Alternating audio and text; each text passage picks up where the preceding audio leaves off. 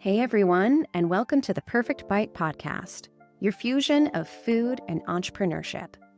You'll hear stories from chefs, restaurateurs, CPG brands, and more from the food and bev industry. All of them are at different points in their journeys, talking about their experiences and how they've cooked up something new. Let's dig in. Hi, everyone, and welcome back to the Perfect Bite podcast. I'm your host, Sarah Perkins. I don't know if you can get more Midwestern than sports and food, and having a good debate about them.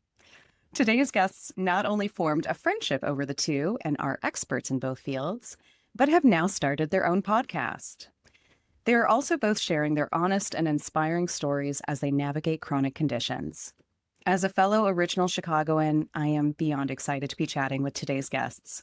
Please welcome Billy Zureikat and Chef Dan Jacobs, co-hosts of Over the Line. Hello. Hi, guys. How's everything in Milwaukee? Good. It's pretty nice today. It's pretty nice, It's like warm, sunny, but people are out, It's summertime. So this weekend is Irish Fest. It's basically St. Patrick's Day, but in summertime. Oh, boy. Just, another reason for a bunch of people in Wisconsin to drink some booze. Yeah, you're just masquerading, giving a name for some reason. Totally. It's hot and humid I'm just going to and say, drunk. Do we really need an excuse? We don't, but it seems that it makes it more fun. Or at least it allows for different games to be played. Like, who knows? I don't know. I had just come home from Denver yesterday and on the plane. There were like 3 or 4 groups of people that were literally traveling for Irish Fest, which I thought was hilarious. Wow. Get me away. Yeah. I'll go the other direction. I know. No offense to the Irish. Of course. I'm offending the Irish and their potato love.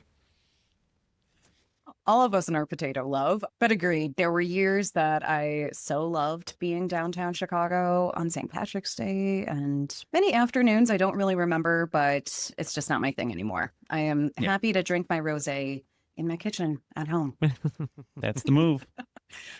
Well, I know you two talk sports and food on Over the Line. Sadly, I can't talk much sports with you. I do know the basketball podcast Dunked On because my boyfriend listens to it at least twice a day. And I hear it every time he's brushing his teeth. So shout out to those guys. But let's take things back to the beginning instead. How did you both first fall in love with food? And what were your favorite foods as kids? Go ahead, Dan. So, growing up as a kid, food wasn't really something that it wasn't really the enjoying part wasn't the number one part of the food being made. It was definitely more about how do we get fed? My parents both worked multiple jobs, so we didn't really have this, just gastronomic kitchen growing up. The one thing that, I think I liked more than anything else was Chinese food. And it was something that and I know I'm not picking just one thing. I'm kind of going all over, but Fridays were Chinese food nights. And so it just was one of those things every Friday we got Chinese food from the same place, and I loved it.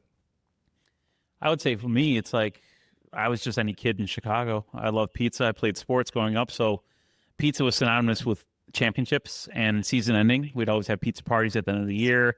The Book It program at Pizza Hut, shout out reading books and getting pizza. That was the best thing in the world, where you'd read a book and they'd have a program called Book It where you'd get stickers to fill in, and once you get a certain amount of books read, you get a free personal pan pizza from Pizza Hut. And nothing was better than going and getting that pizza and playing X-Men the arcade game. And so I remember that growing up. And then Friday nights or the weekends, we would order some classic Chicago thin crust tavern style pizza for Palermo's on the south side or Vito and Nick's. And just having that and looking forward to that was the break from the normal traditional Middle Eastern food that my mom would make. My family's Jordanian, and my mom would typically make traditional Middle Eastern dishes. And as a kid, I would eat them, but I would never really want that. I wanted pizza and more classic things kids would want to eat. So that was my early connection to food, was celebrating sports basically. And definitely interesting that both of your choices are things that are connected to what you're doing today. So weird. You're just I fell in love with it then, and we're not giving this up. I always say that when we opened up DanDan, my whole overarching thought behind it was that I was going to make people happy by making something that made me happy. And that was really as simple as it was. There was no real great, marketing ploy. It was just, this makes me happy. I think it'll make other people happy. Yeah, and I didn't have a lifelong dream to get into food. That's something I pivoted. That's my life and story kind of, I don't want to say fell into it, but, I never had this passion to be a chef or anything, related to the food industry early on. It was just something I liked, but it was never something that I ever thought I would kind of find myself a huge part of my life now, like it is. Yeah, definitely.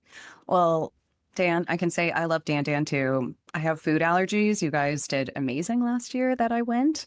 Oh, that's awesome. So Good. it was That's like, awesome. yeah, I'm peanuts and tree nuts. So especially different Pan Asian food. Like I know I'm For sure. difficult, but I loved it. So thank you.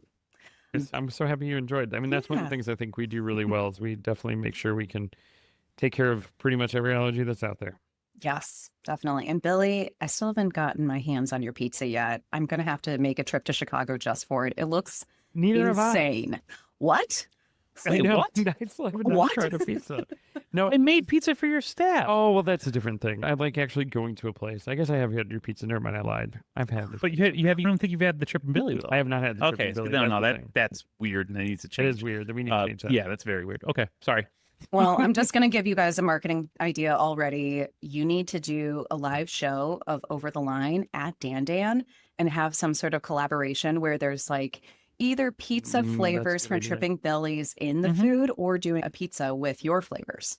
Too, we could do crab rangoons with the Tripping Billy. Oh, pizza. easy. We're just, Oh, and the I'll just do a crab rangoon pizza. I know we just flip that thing over. Yeah, that'd be easy. There you go. I've been wanting. I mean, totally. We talked about that before. talk about We've this. always talked. We about always it. talk about this. Just It's been always- wanting to do it. We've never done an actual food collaboration or like a pop up together or anything like that. We just it can't seem to come together. We'll get there. Yeah, We'll You'll there. get there. And especially because there's jarred involved. Like, I feel like that's an easy way to bring it into things. Yeah. always.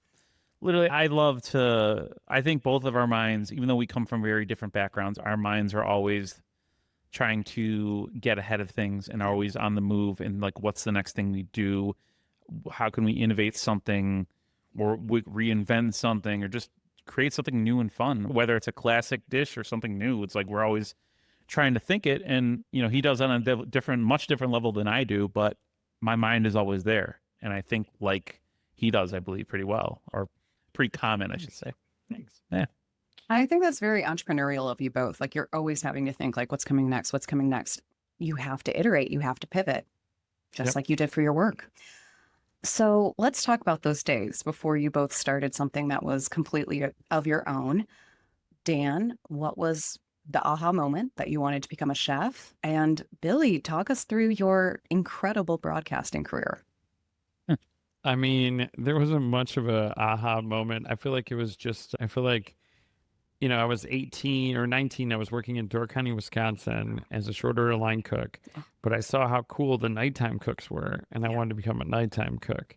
And then it was like one of these things where it's like, man, people think chefs are cool. I thought it was cool. It was kind of just that simple. And then, fast forward, it was like I think it was the second restaurant I worked at in Door County. It was people were in chef coats and they're like, you should go to culinary school. So I moved back to Chicago and then kind of never looked back. I've been working in this industry since I was 19. So we're almost at 30 years. We're at like 27 years or something, Wow. 28 years. And it's been amazing, and it's something that like I found a passion. I remember my mom saying to me, she was really jealous at the fact that at such a young age, I realized what I wanted to do for the rest of my life. Whereas like she's like 73 now. And she's like, I still don't know what I want to be when I grow up. And it's, and I think I knew at like a young age at 19, this was it. So I always kind of knew that a restaurant was going to be the thing. We fast forward 2015, me and my business partner, Dan, we used to do these Best Milwaukee beer dinners together. And it was, there was like 5 of us that would do it. I remember the owners of the restaurant I was working at were like weirdly jealous that I was doing this and they weren't asked and they were being real weird about the whole thing. And like, we're like, well, you can't do it. And I'm like, okay. And I was like, you know what? I don't want to work for anybody anymore. And I was on the phone with Danny and he was like, we should just go into business together. And the next thing I knew, we've been in business. This November will be 10 years we've been business partners together. We started working on DanDan EsterEv in November 2015.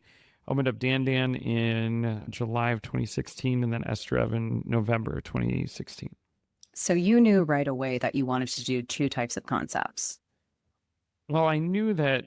So even though that the Chinese food was something that like meant so much to me, and it was something that I feel like is a comfort food for me, I knew that I wanted to do something that was also going to be a little bit more special and be like a little bit more like a tasting menu sort of situation. And that's what EsterEv is. EsterEv is, it's a tasting menu named after my great grandmother Esther and Dan's grandmother Evelyn. And we base this because those are the women that cook for our families. And so we, kind of went into it with that thought of kind of like recreating dishes that, really kind of meant something to us. I mean, and that's evolved over the years into like, whatever we feel like cooking at this point. But it's been fun. I always knew I was going to want to do something else. Like there was going to be this and that. And we've opened and closed 4 different restaurants now. I mean, it just kind of happens. Like some things work, some things don't. And there's no real rhyme or reason to it. We got really lucky with DanDan and we're just going to keep on rolling. So the whole thing, I always like to say restaurants are like, I'd say like 40-45% really, really hard work. And then the other 55-60% is just being lucky. Like just having the right space at the right time with all of the things that you needed to make it work. And it just is. It just does. Yeah. And given that I've talked to folks and they're saying 2025 feels like 2020 in some similar ways where a lot of uncertainty right now. It's hard to know where things are going. How are people going to be eating out and how we're getting ingredients. So keep on keeping on. I saw my grandmother, Evelyn, this weekend on her farm in central Illinois. So a lot of connections there. Where did you start in Door County? So my first restaurant job was the cookery in Fish Creek as a short order line cook. It was just like eggs, every way you can think of, hash browns, pancakes, that's where I learned that if you're running low on bacon and you're in the weeds, you just throw it in the deep fryer, like all the bacon in the deep fryer at the same time, which was kind of gross when you think about that. But it's, it was definitely it was brutal. Also, I was 19 years old. Nobody should have hired me to be up at 6 o'clock in the morning. Right. That was not a good move. But, especially if you were like drinking the night before or just out late. I'm 19. I don't. A good move. Yeah. Oh man, and Door County is just such a classic for folks in the Chicago area and in Milwaukee. We grew up going there, so it was really special last year on Top Chef when they did so many of those challenges that were related to Door County foods. Oh, really? For who? For you? For the viewer, I guess. Sorry, because I understand that's difficult. The fish boil was the real funny one. They're just Gail's like, so Dan, what do you think of fish boils? And I was like, they're terrible. They're hot. She's like, way to sell that one for television. Thanks for that. And I was like, I don't know, man. You want me to be honest, or you want me to be like, yep, they're great? Because I was like, that's about the level of enthusiasm you're gonna get out of me on boiling fish. Yeah, for sure. But so I thought for sure Door County was going to be really against me. I was like, all right, this is going to air. Wisconsin's going to be mad at me. Like everyone's going to hate me. And what I realized was I just gave everyone else permission to also hate it and to be like, this is exactly what I've thought. It's not like the best way to eat fish, but it's probably it's like the first way a lot of us ate it. I know that's how I was like, oh, okay, fish is like this. And, it's more just like the viewer, again, like the excitement of the fire and watching it go up the hill, and then everyone traipses along, and then you're going to have your fresh fish dinner. And it's very different now. I did feel bad for Torch. I felt bad for Torch, who's the Door County fish boil chef. And he was like, I kind of shit all over his job. And it was just like, sorry, dude. He's probably still going. Don't worry. Well, Billy, my fellow journalism friend, how did you get your start, and what made you fall in love with telling stories and doing it for so long? Well, so I, in high school, played basketball and played basketball my whole life growing up. And senior year of high school, I had this epiphany that I'm 5'9", I'm not going to make the NBA, and I need to figure out a backup plan for the future. I didn't know what I wanted to do at that point. And I'm like, okay, I'd maybe be an agent. That'd be really cool. Represent players. And then I decided I didn't want to go to law school. That's not going to happen. I'm like, okay, how about a medical trainer, training staff? I don't want to go to medical school. But I was always a creative writer, and I'm just a naturally creative person. So I took a journalism class my senior year of high school. It went over really well, and I was like, you know what? I'll just cover sports. I could be a member of the media. So I went to Lewis University, which is in the southwest suburbs of Chicago, near Romeoville, near like Joliet, Illinois. It's a smaller Division II school, but it was a perfect situation because they had a full athletic program. I can go on, I'll go write for the newspaper. I just literally walked on, said I want to start writing. I started as a beat reporter for women's soccer, and I taught myself that was something that was going to be completely out of my element. Like, I liked soccer, I didn't like it that much, and so I started that, and I took that very seriously, and I worked my way up very quickly, and I ended up becoming the sports editor of the newspaper a year later. And well, I was the men's basketball beat reporter. That was like my main goal at first, and then I worked my way up, ended up being the sports editor of the newspaper there, the Lewis University Flyer, and also became the sports director of the radio station, WLRA Radio. I hosted my own sports talk show called The Practice Squad, and I was always a very ambitious person. So I wanted to, I always dream big. That's, I think, a narrative that is always going to be with me. And at that time, I didn't want to just host a college sports radio show where no one would call in and it's just going to be me talking about the college teams. I didn't want to do that. I wanted to talk about the pro teams. And I also wanted to get pro players on. So I started getting a hold of media guides. And I had contacts now with the different sports teams, whether it's locally or really throughout any league, everything's listed. So like if the Miami Heat are traveling on the road, you can look up and see where they're staying, which hotel they're at. So I would call the hotels, book players. I would call the media departments and get players on my sports talk show. And then the cool part was I ended up getting a media pass for the Bears. I didn't say that I was with Lewis University Radio. I was with WLRA Radio. No one double checked that. And so I had a media pass for the 2003 season, and I would go to every game, every Sunday, every home game, I should say. And I'd sit in the press box with a polo shirt on, trying to be professional. I didn't cheer for the team. I learned how to be professional and not a fan at a very young age. And I would ask, a couple questions here or there in the post game in the locker room. Mainly would just actually go up to players and say, hey, can you record what's called a liner, which is basically like an advertisement or promo for your show. My show was called The Practice Squad. So I said, hey, can you do me a favor? Can you read this quick line? Hey, this is Brian Urlacher, and you're listening to The Practice Squad. I had all of these players have like promoing my radio show. Yeah, and then going back to the writing and everything, I wrote this huge story that was kind of my big break in college. We were the first Division II program in sports to win a Division I national championship. We did it for men's volleyball. It was this interesting loophole that we were a Division II school, but we actually competed at a D1 level. Okay. And so the Lewis University Flyers beat Stanford for the national championship. I had a really good relationship with the head coach, and he messaged me, texted me one day. He's like, hey, I want to talk to you about something.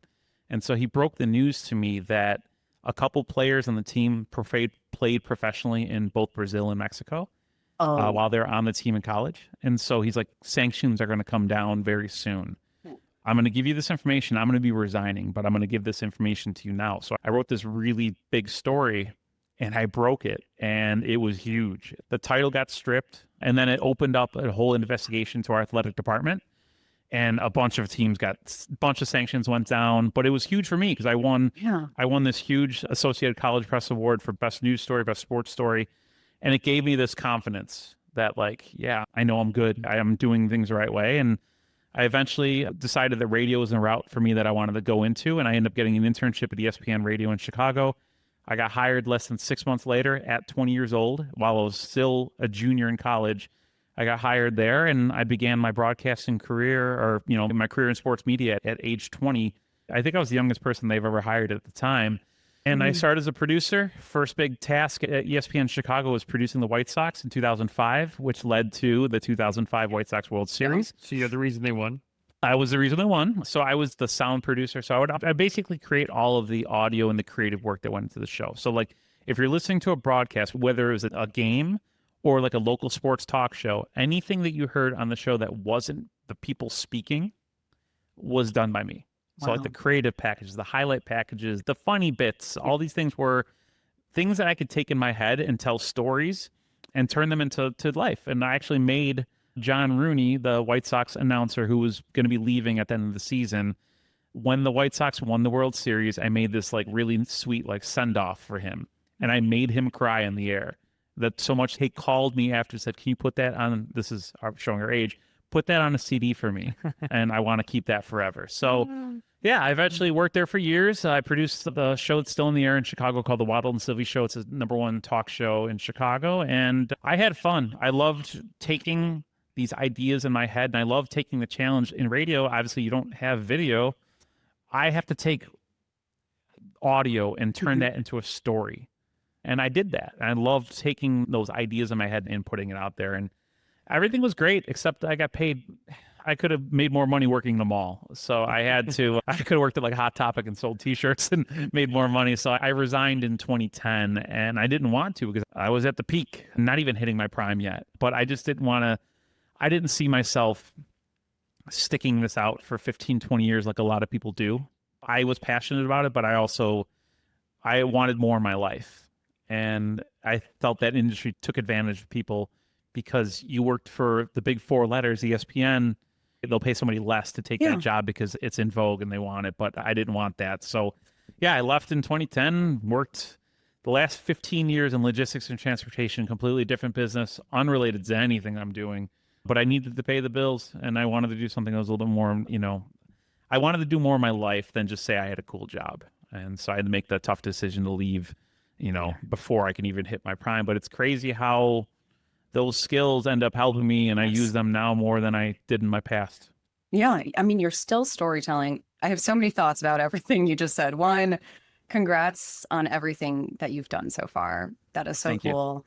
After I went to journalism school at DePaul for my master's, I, like many young millennial women, said, I'm going to be an editor for a print magazine, and print was dying.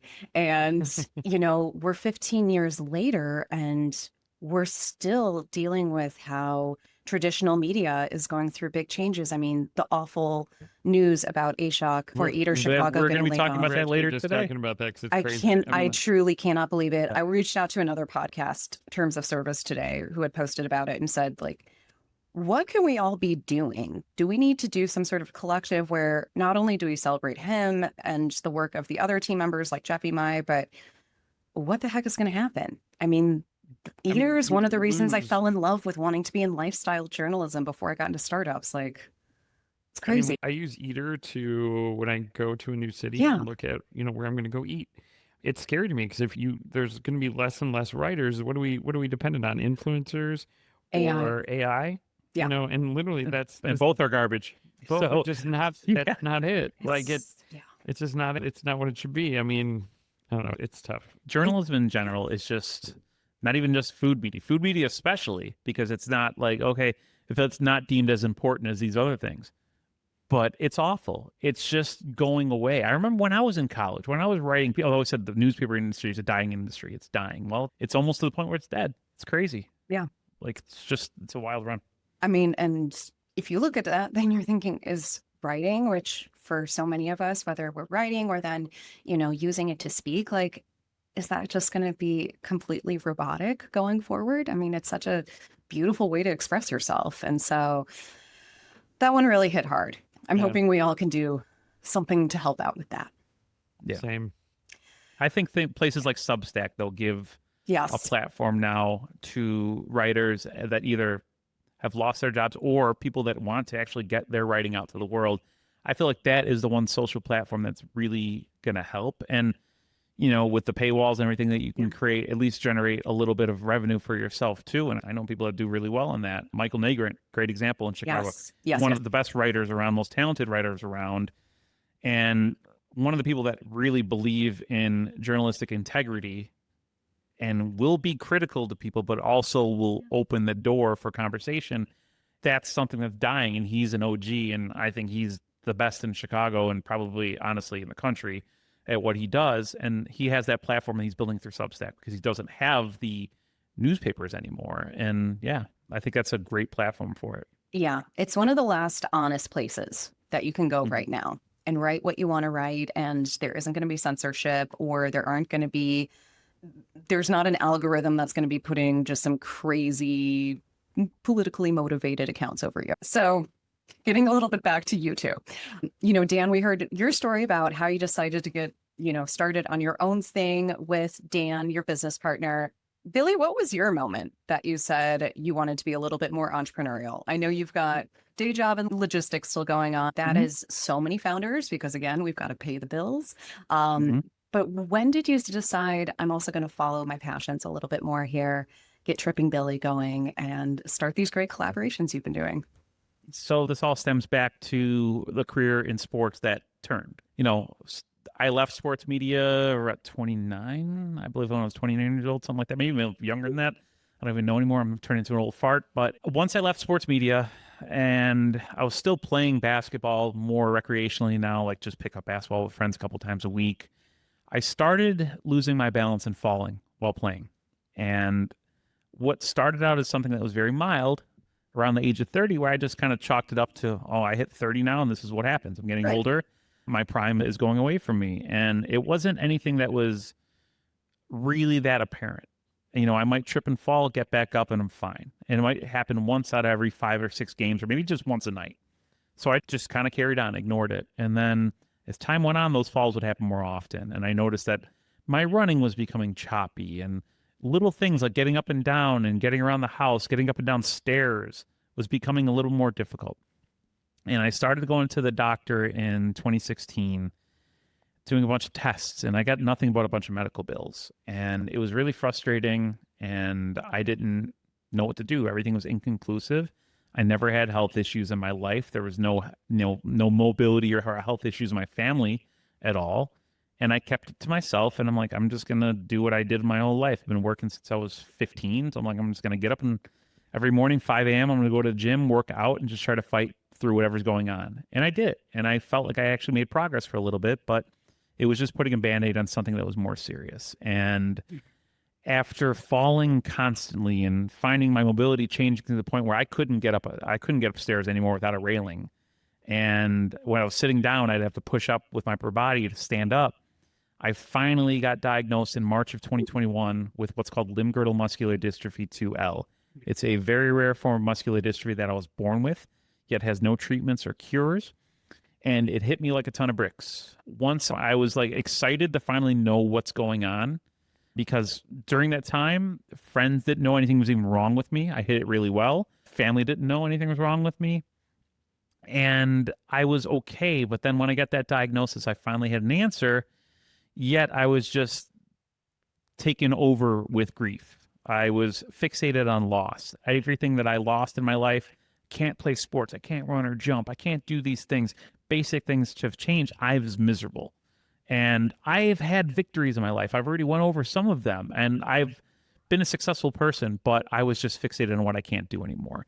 But the cool part of my story is when I lost the ability to play sports during that time period when everything was turbulent, the kitchen helped me find calm. It gave me a place that was like my anchor. And I joke I traded my jersey in for an apron.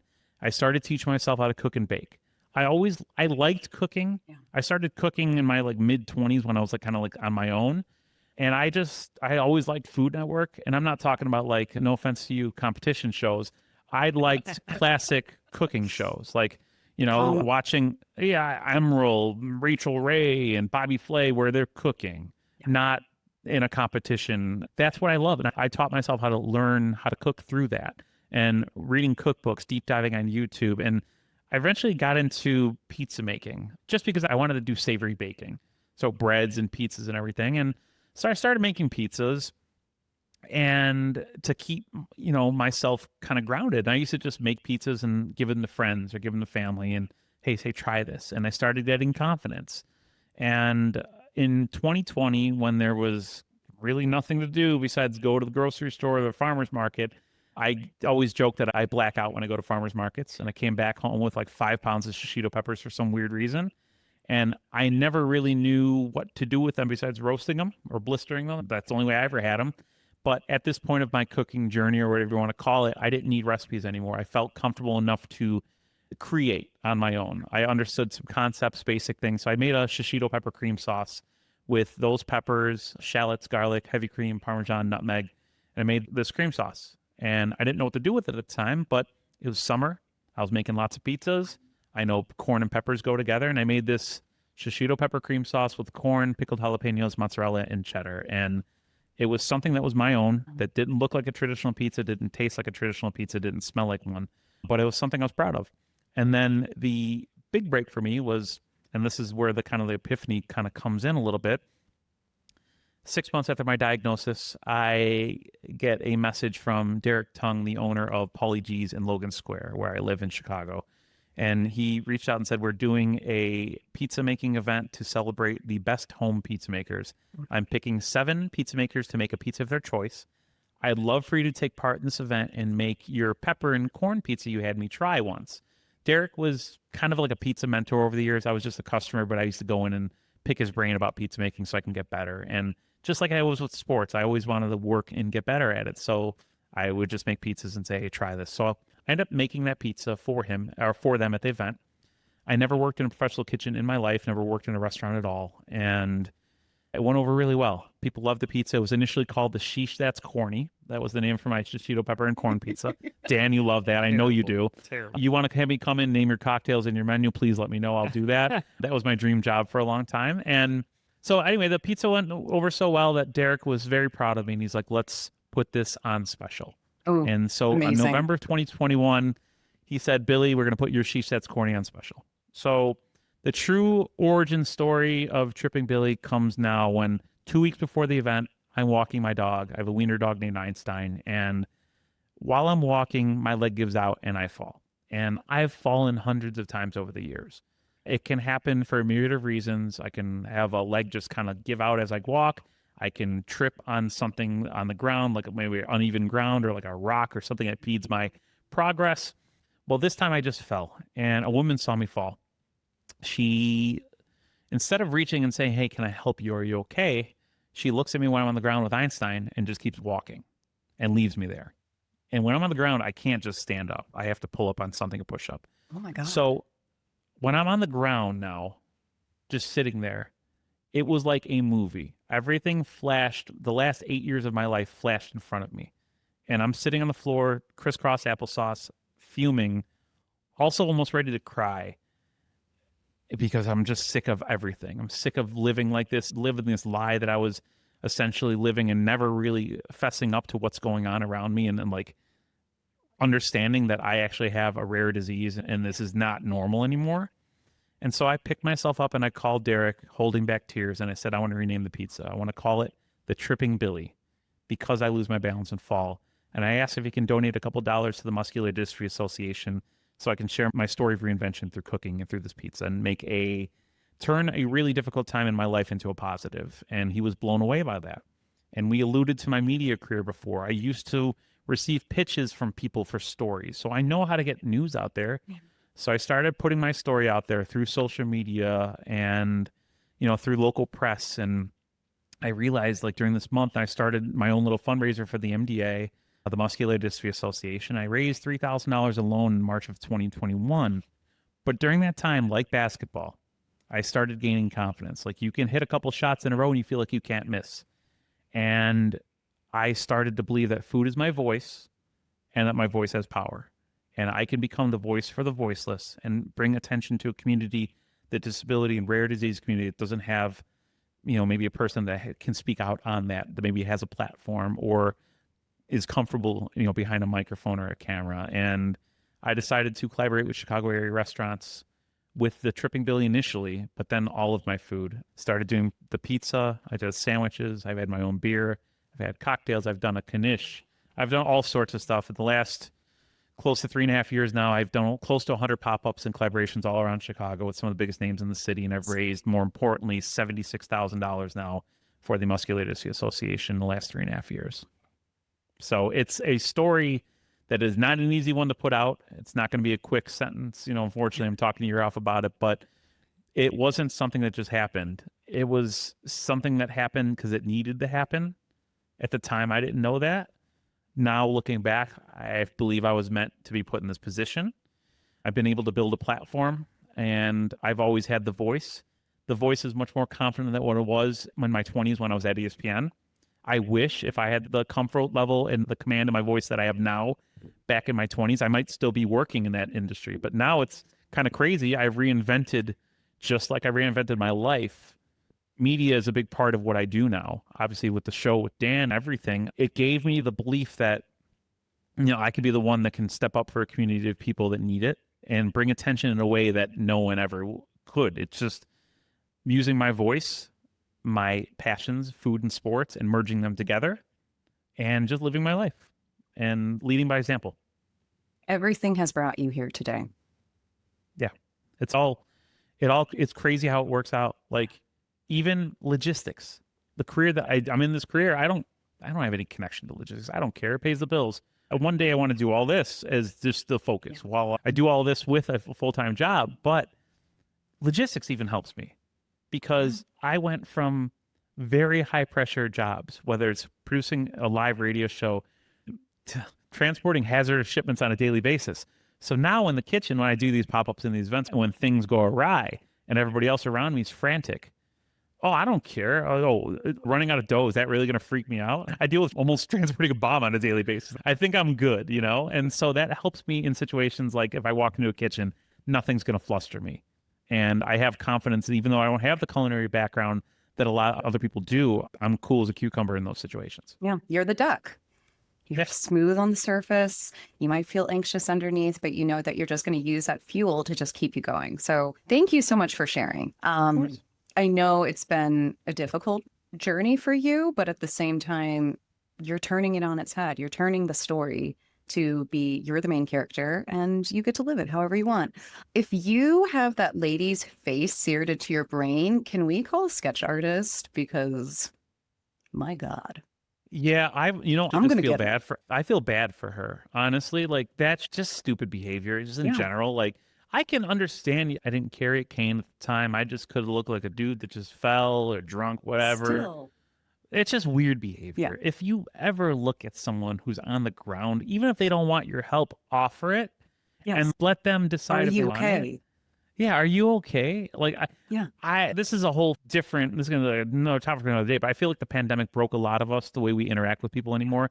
We're also fixated that we're all in our own little lane, in our own little world. And I see so many people in grocery stores that have headphones on nowadays that you're in a store, you're in a public area. You need to kind of know what's around you, your surroundings, but everybody's in their own little world. And I think that woman that day, and it's unfortunate, but I thank her. Because, listen, if that didn't happen, and maybe she offered help me that day, stripping Billy's not a thing. And I'm just a home cook like I was before. So thank you, Miss whatever your name is. I appreciate it. I'm going to buy you a root beer or something one day. You are above me. I'm like, let's go get her. She is not allowed in the Midwest anymore. No, I'll bonk her. Well, I'll give you my cane. You could bonk her on the top of the head with it too. But no, it's crazy how things work. It's like the butterfly effect. Things had to happen for me to fall into this place, for us to be connected. I mean, it all comes together. I'm excited to hear the story of how your friendship started as well.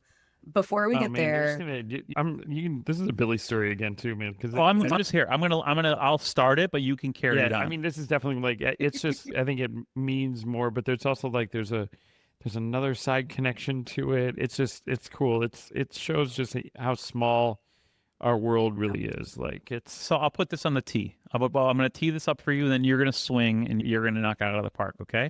This is your love story. I can't wait.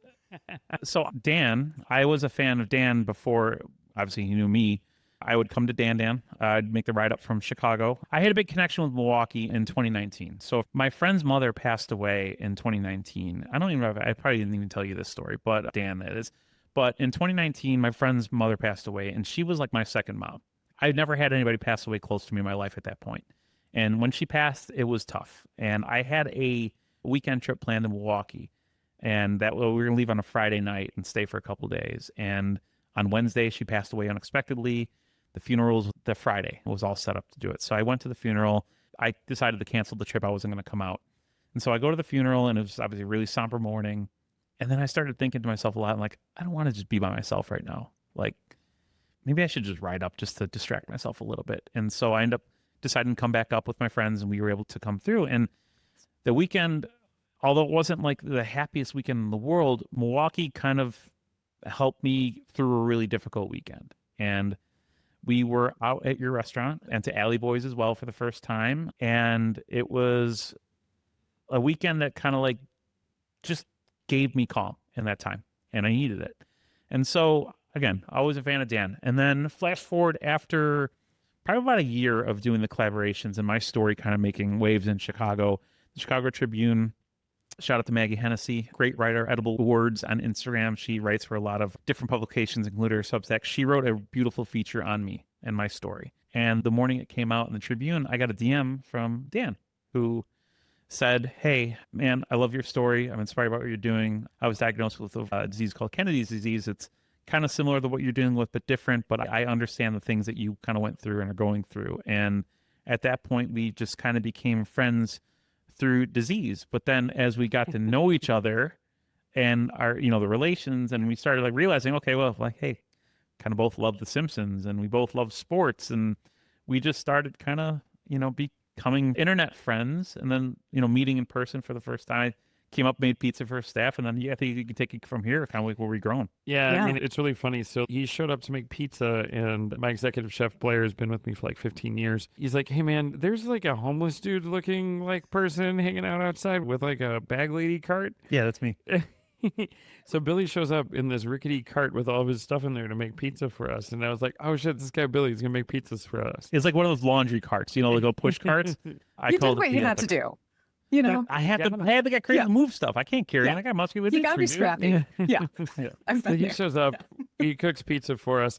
And even before that, it was like Mother's Day or something. So my brother is the brewmaster at Goose Island. Oh. He specifically works out of the brew pub. And so the brew pub would do this burger feature where, part of the proceeds go to whatever charity's going with it. They have like a chef or somebody coming to do it. And it happens to be, I had just met Billy, and it was the Billy Zureikat Tripping Billy burger or something like that. Yep. And I remember being like, "What? Huh? Oh, you know this guy?" My brother's like, "How do you know this guy?" And then so we go back and forth, to each other. But it was one of those things where like me and Billy just kind of hit it off like right away. And it was like, all right, how do we, and it's funny too, because we've talked about this a bunch of times about doing a collaboration, but somehow we just quite haven't put it together. But it will happen sometime in the future. I do really like the idea of doing it in a live podcast and then doing some cooking. But earlier this year, I mean, as I get older, this is something people don't talk about very often, is aging in this industry. This is a young man's game. Like at some point, it just like in sports, you're just not as good as you used to be. Like you're going to kind of age your physicality out. And so I've taken this role now of being much more of a mentor and kind of being a business owner as opposed to being like a cook. And so, I'm looking for this. What does this next phase of my life look like? Like, what do I actually want to do in this next phase of life? Having been on Top Chef, I really enjoyed media. It was something that I think I was shockingly good at outside of cooking. Like You were fan favorite, 100%. It was. I was almost fan favorite. Goddamn, Michelle beat me too. I was running I'm Unofficial I'm fan gonna favorite. ever be number 2 as far as that goes. But You were one of my favorites.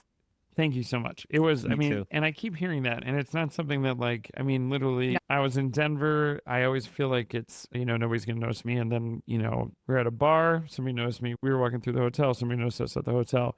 We were at dinner. Somebody noticed us at dinner. And it was like the first night we were in Denver. I was like, well, I guess it still happens. So it doesn't happen so much in Milwaukee. I think everybody's sick of me here, but I feel like it happens everywhere outside. It's been a wild ride, but I think I really want to see what else we can do. And whether that's, podcasting, which is really, it's something that's just really enjoyable. And I feel like me and Billy just have a great chemistry between us without having to really, it feels very effortless. He is probably the only other person. So I have a business partner, Dan. Nobody else talks as much as I do. Billy is the only person I know that talks more than I do. Oh, thank you. It's great. I actually feel like I can sit back and relax. I don't have to just fill empty space. I have somebody else who will actually just fill all of the space. It's great. Listen, podcasting is for yappers. No, it's great. Yeah. My We mom need always it. said I was good at talking. We all need it. I can sit here and just go forever. But anyways, But me and on to the Billy, rest of your story. We at least talk a couple times a week, and we talk about what else is going on in our lives, like how things are going, like how his pop-ups are going, or how my restaurants are doing, or what I'm thinking about doing. And he sits in front of 2 of my big boards of ideas that go If we turn the camera around over on my side, it looks that you can see a look into my brain, which is a little much, I think, for most people. But Billy gets to like sit here and just kind of like look at how this goes, and we bounce ideas off of each other. I'm working on a pizza puff for a pop-up on Wednesday, like kind of redefining the pizza puff, making it something fancy. And, me and Billy were just talking about it before we got on with you, about how, like, because he's actually done one before. And, he's like, look, you're going too far with it. You just simplify it. And it's great. It's, first off, it's a friendship. Second, it's just something that, this is something we enjoy doing. We love talking sports and food. So it's easy. Yeah. Simply put, we're just friends. Yeah. I think we're friends. And we're just friends. And that's kind of like, just kind of going off of the ideas we have. Well, we both like to share thoughts, and we like to be creative and put our passions out to the world. And I think the world needs that, just in general, not necessarily us, but like they need people that are just passionate. Yeah. In a world where a lot of people feel like they don't care about much, we care. Yeah. Yeah, 100%. What was the moment that you two decided, hey, let's do a podcast together? And oh my God, and oh my God, I'm going to put out a podcast? I called him. Scary. I was like, I had this idea. It was actually my wife's idea. Kate actually came up with this one. We were talking about it. I had originally thought about doing a politics and food podcast. And it was one of those things where Kate was just afraid. Politics are very polarizing. And, being in the purple state that we are here in Wisconsin, if you lean a little bit too far to one way, there's always going to be somebody, who's going to come after you. And she was afraid that somebody would come after me. And she was like, what if you, like, she's like, what if you just got rid of the politics and you talked about sports? She's like, you love sports. It's annoying, but you love sports. And she was like, and then somehow, I think it was after Billy and Rachel come up, you guys were up for something, and we took them out for like chicken wings. I was just like, I'm going to take you to this weird bar on a corner that serves like the best chicken wings in the city. And they grill them, which I think is really interesting. It's like they fry them, then marinate them, then they grill them, and then they re-marinate them after that. But it's really good. And after that, Kate was like, why don't you do a sports podcast with Billy? And I'm like, that could work. And I had no idea. I had no prior knowledge that he had worked for Waddle and Sylvie, which was also like one of the first sports radio shows that I watched. I was watching it while he was producing it, or listening to it while he was producing it. So it was one of those things that, just kind of all came together, and it came together really easy. Yeah, he was a huge fan of me, and then no, I'm kidding. No, it's He's been waiting for this for years. Moment. It's weird. It made complete sense. The timing I felt was right, because I've been trying to like carve out what I want to do, and I do a lot of things. There's not just like, I don't have a title. I do a lot of different things. I don't consider myself a chef, but I'm also not like a home cook anymore, and you're like somewhere in between. I'm just myself. I really, I'm not going to have a title. And, social media and content creation is part of what I do, but I don't consider myself a full-time content creator.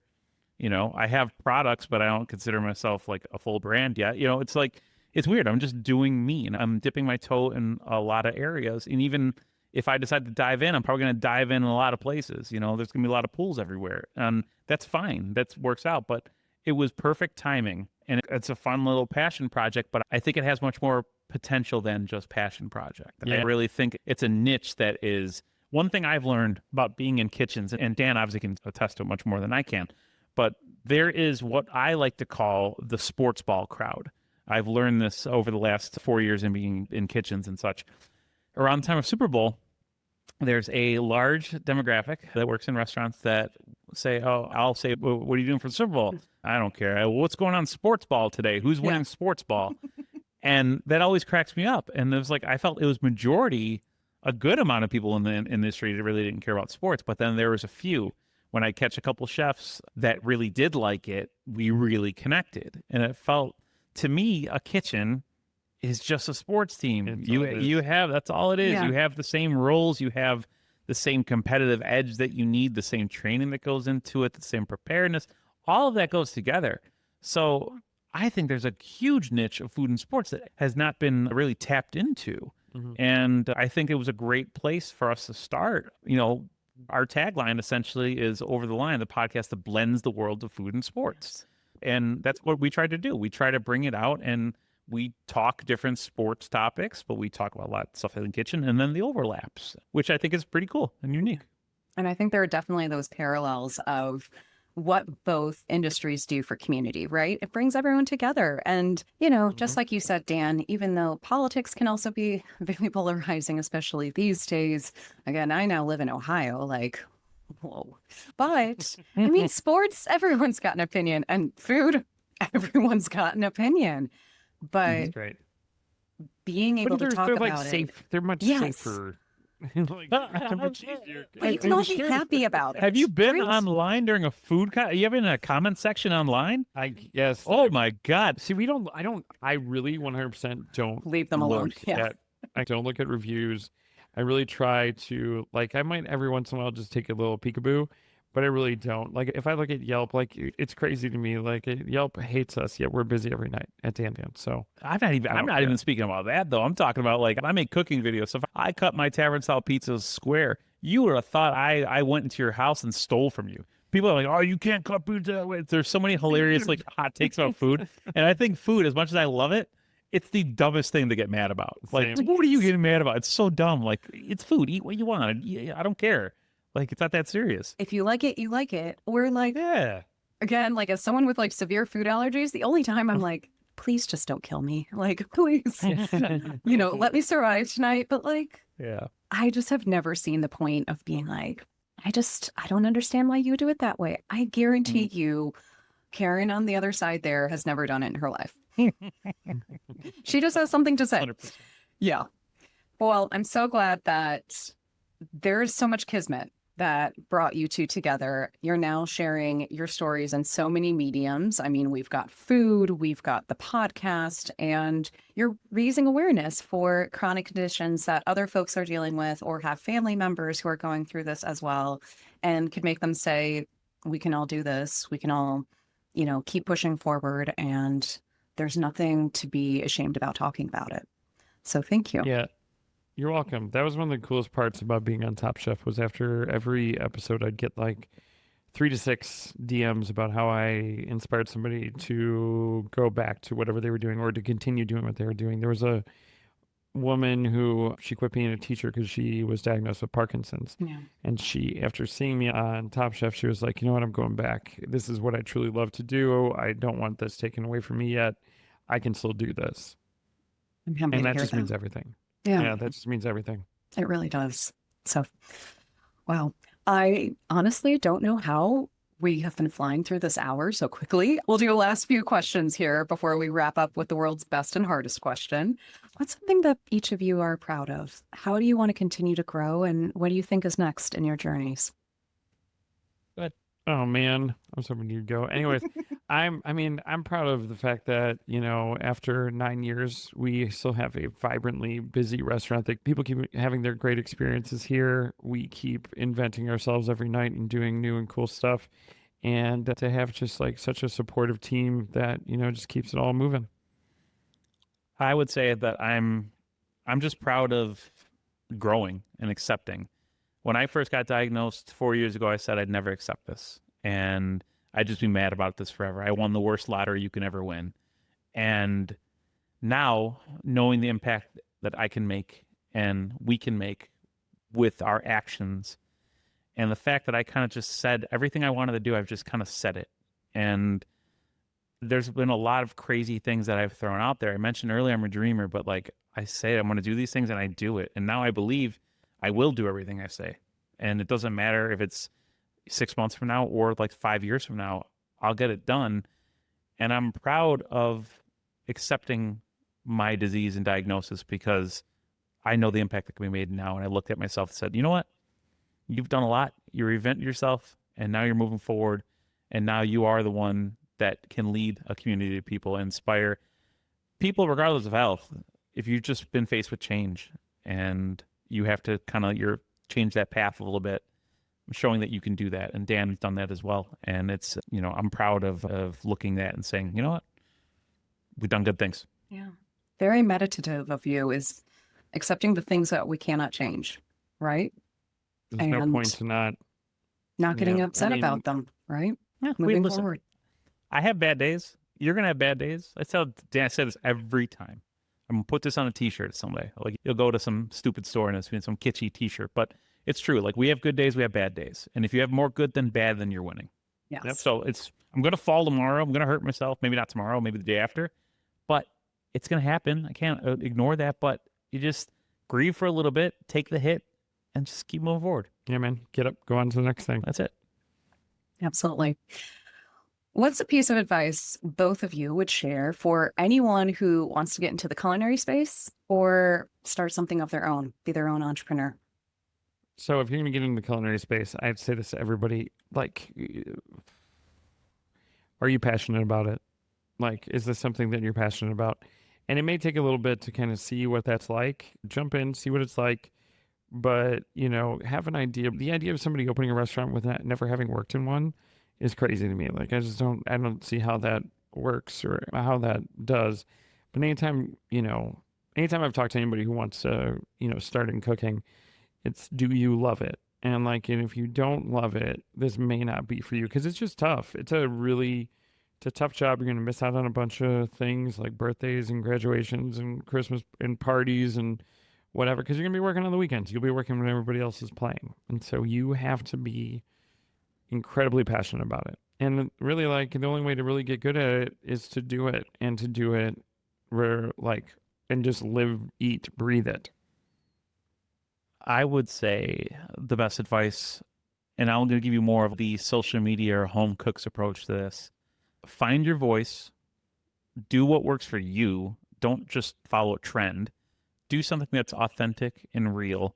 People will adapt and follow, or they'll be attracted to that more than just making a viral feta pasta that everybody else can do. Do something that's more authentic and real, but also just turn the camera on. Because a lot of people, I think the hardest part is just getting started. Yeah. And I can attest to that. It was very scary at first. Just start, learn in the process, always try to get better, and everything will fall into place. Yeah. Be yourself, and the rest will, like you said, fall into place for you. Yeah. All right, Dan, Billy, it's time.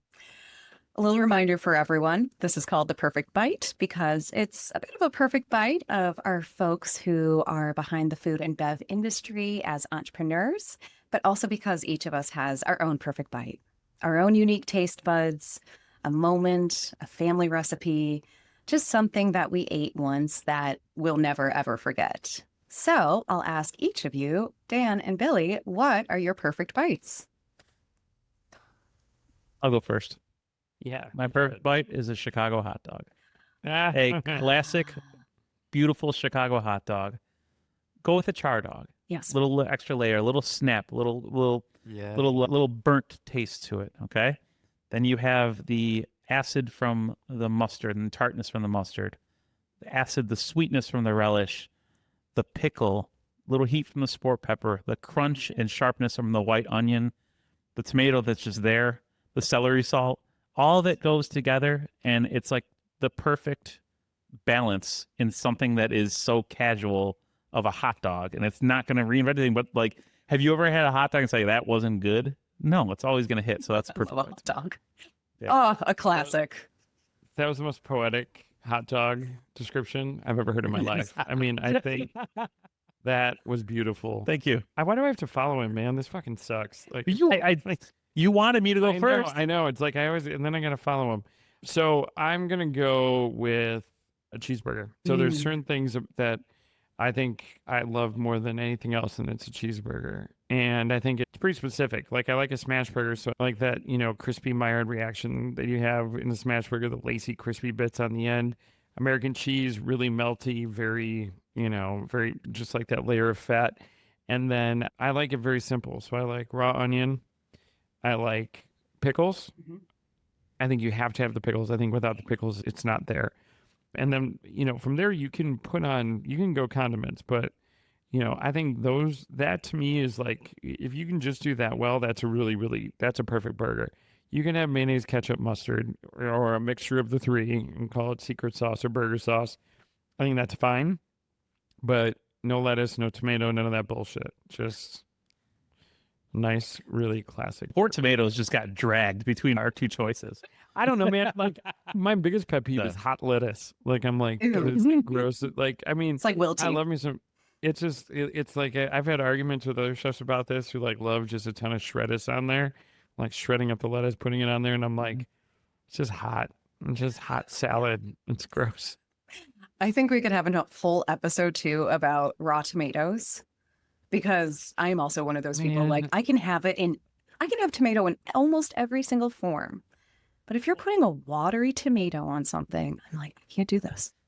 It's got to be like, you got to do August or September. Don't give me a tomato in fucking June or like May or January. I'm No. taking it off for sure. Also, That's fair. Also, don't make your own ketchup. Just buy Heinz. Heinz is perfected this. Don't I try love- to be that guy.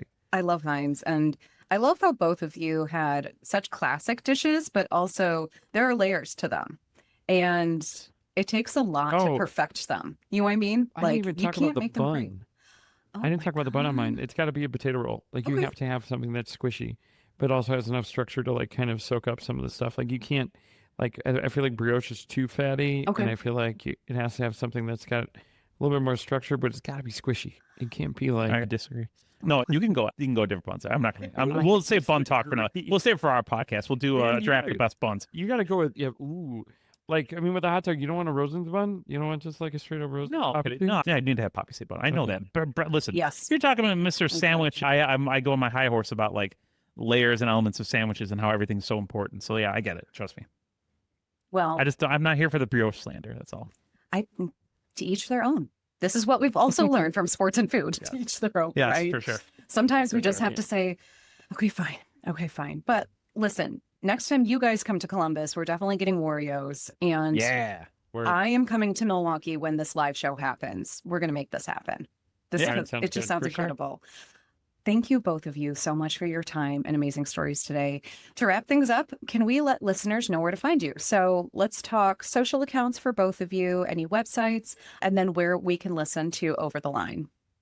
Sure. So socials for me, we got at Chef Dan Jacobs, and that's on Instagram, TikTok, Daniel Jacobs on Facebook, and then chefdanjacobs.com. You can follow me on Instagram at @TheRealBillyZ. Follow me on TikTok at @TheRealBillyZ_. I don't know why. I think I may have screwed that up, so I end up having to get the underscore. I think I lost my login for the account. My website's www.trippingbillyz.com. You can follow Over the Line at _Over the Line podcast _ on Instagram. You can find us on wherever you stream your podcasts. It's Over the Line with Dan Jacobs and Billy Zureikat. And yeah, we're trying to grow that out. So give us a follow, like, subscribe, Yes. swipe up, leave comments, do all that stuff. Amazing. And then in the show notes, I'll also include the websites for the different foundations that we can help support on your behalf. Appreciate that. Yes, that's thank you amazing. so much. We appreciate it. Dan, how much have you raised now? I've raised over $130,000 in the last 7 years. 7 years. What was the organization again? The KDA.org. Awesome. And then I've raised, like I said, the $76,000 for the Muscular Dystrophy Association. It's the largest non-government organization that's trying to find a cure for muscular dystrophy, ALS, and other different neuromuscular diseases. So we appreciate anything. And even if you don't have the means to donate, honestly, the big thing, share our stories. If you heard us today and you're inspired by what you're doing, literally just share our social profiles. More eyes and ears, I think, matter than more any dollar that can be raised. So we appreciate you, and thanks for having us today. Yeah. Thank you. Thanks for coming course. on. And everyone, this was Billy Zureikat and Chef Dan Jacobs' Perfect Bite. Thanks for tuning in to The Perfect Bite today. You can listen to future episodes on Apple Podcasts, Spotify, and anywhere else you listen to podcasts. Thanks in advance for subscribing, rating, and reviewing. You can follow The Perfect Bite on social media at Perfect Bite Pod. Now go get something good to eat.